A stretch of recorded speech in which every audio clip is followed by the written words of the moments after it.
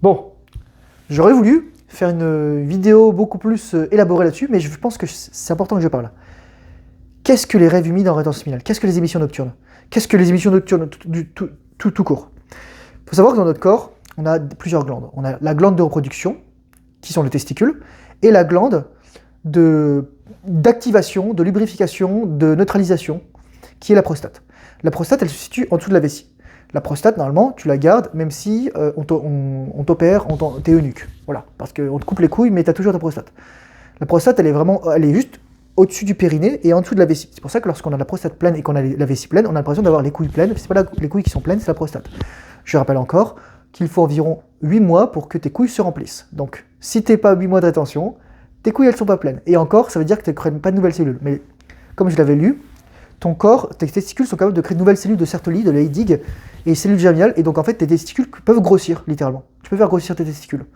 Mangeant bonne alimentation, exposition au froid, hormèse et soleil aussi. Voilà. Et perte de gras, parce que si tu as trop de gras, bah, tu as moins de testostérone. Et ouais, c'est comme ça. Donc, c'est quoi le rêve humide? Quand ta prostate elle est pleine, ce qui va se passer, bah en fait j'en ai eu un récemment, c'est pour ça que je fais cette vidéo. Ta prostate est pleine, en fait j'en ai eu deux je crois. Elle va vouloir se vider. Ta prostate elle se remplit tout le temps parce que tu dois être toujours prêt à féconder une femme. Le but de ta prostate c'est de lubrifier l'urètre, aussi de neutraliser avec la glande de Cowper. C'est pas de stocker les spermatozoïdes. Lorsque ta prostate se vide, c'est que de la flotte des ions alcalins, un petit peu de prostaglandine, donc des acides gras qui sont été transformés en molécules de signalisation, et éventuellement du sodium, du potassium, du calcium, du magnésium. C'est pour ça que c'est blanc, parce que c'est ce qu'il y a dedans. Et c'est un petit goût, c'est vraiment de la flotte, tu vois, ça goûte. Ça sent pas fort comme la testostérone, comme le zinc, comme les spermatozoïdes. Vraiment, c'est vraiment plus un goût très neutre, et voilà. Me demande pas comment je fais ça, j'ai pas goûté, mais j'ai eu des retours dessus. On va dire ça comme ça. Et donc quand c'est plein, ça va se relâcher au moment où tu es relâché. Lorsque ton système parasympathique est activé, c'est-à-dire lorsque tu dors.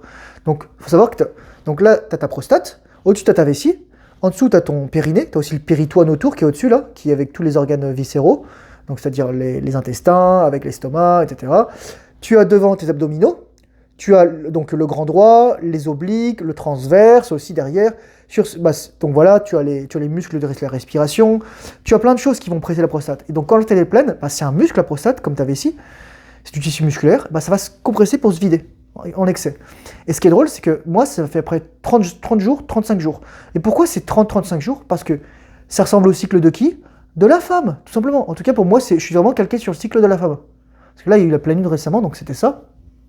Et vraiment, je suis calqué sur le cycle de la femme.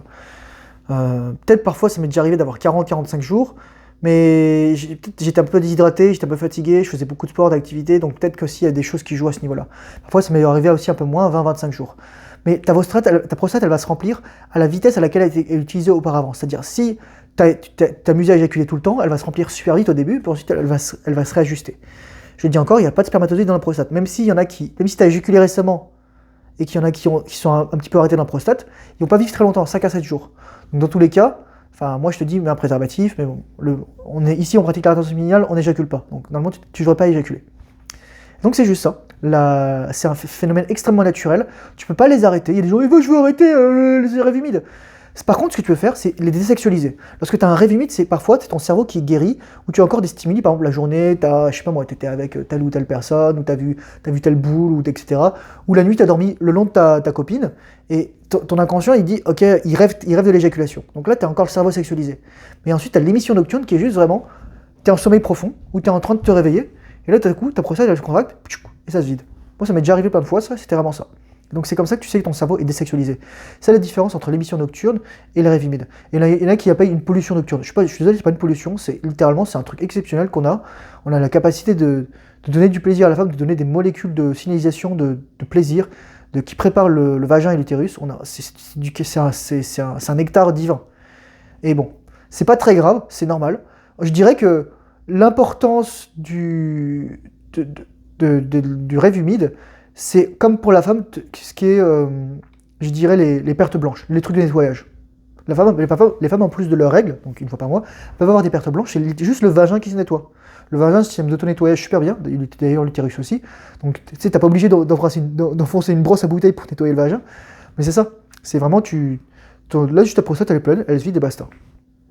Et voilà. Et il y en a qui disent, ah oui, mais si tu retiens trop longtemps, tu auras des cancers de la prostate. Je fais, ferme ta gueule. Même les urologues, ils savent pas de quoi ils parlent. Ce qui entraîne un cancer de la prostate, c'est lorsque tu n'as pas assez de testostérone, tu n'as pas assez de DHT. La prostate est un endroit de haute transformation de la DHT avec le cuir chevelu. Et sans ce DHT, dihydrodétestostérone, et dans ta prostate, bah, tu as des cancers. Parce que c'est une hormone antioxydante. Donc voilà, j'ai pas grand chose à te dire à part tout ça.